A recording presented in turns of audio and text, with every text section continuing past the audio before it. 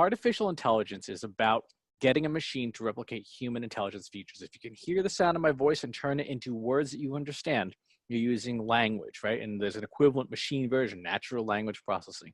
If you can see a picture and understand it, you're using vision. That's the umbrella under which all this stuff sits. But inside of there is something called machine learning, where you take data and you give the data to the machine. And instead of us writing the software, the machine writes its own software based on the data you give it, and it can then process that. And inside of there are things called algorithms, repeatable processes with a defined outcome. Everybody and their cousin has algorithms, right? You probably, if you're listening to this, you probably put on the same general article of clothing first thing in the morning, right? Some people put their top on, some people put their bottom on. A few weirdos put their socks on first. But whatever it is, you're probably consistent. It's an algorithm. It's a process. You probably brush your teeth on the certain side of your mouth first all the time. So software that has a toolkit of algorithms and can understand what's being given from data assembles those algorithms and turns them into machine learning models.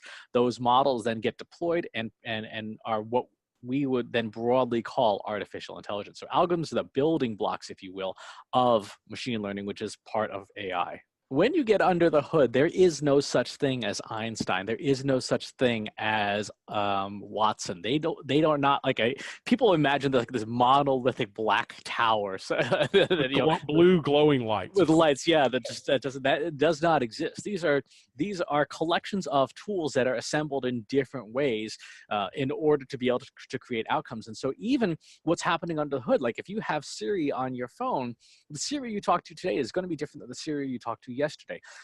Facebook, in a recent podcast, said they deploy new source code for the core Facebook platform, for what you see when you log into, quote, Facebook, new software every hour. Every hour, the version of Facebook is different. So what you're interacting with right now is not what you were interacting with before your last meal. So these things are just marketing constructs to help us try and to get our heads around the fact that they don't exist. Ethics begins at the organization level, at the strategy level, at the C-suite, right? If ethics are not part of the organization's culture, ethics will not find its way into your data. And remember that we train our AIs on data that we give it. If you only hire, let's say, if you only hire Hindi-speaking people, right?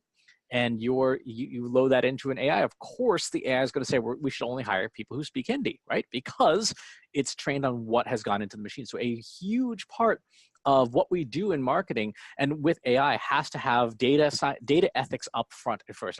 I strongly recommend the completely free book, Ethics and Data Science by Dr. Hilary Mason. It's available on Amazon, $0. Should be mandatory reading for anybody doing this stuff. A really good example of where this goes afoul is when you look at Facebook.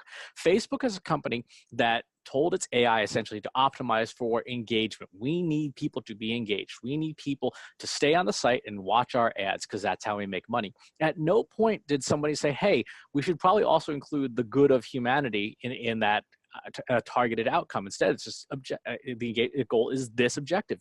The AI did exactly what it was told to do and optimized by spreading fake news, by spreading hate, by inciting divisiveness, and found, encouraging anger and fear, because guess what? That's really engaging. And so there are massive planetary impacts to not having ethics as a core part of your organization.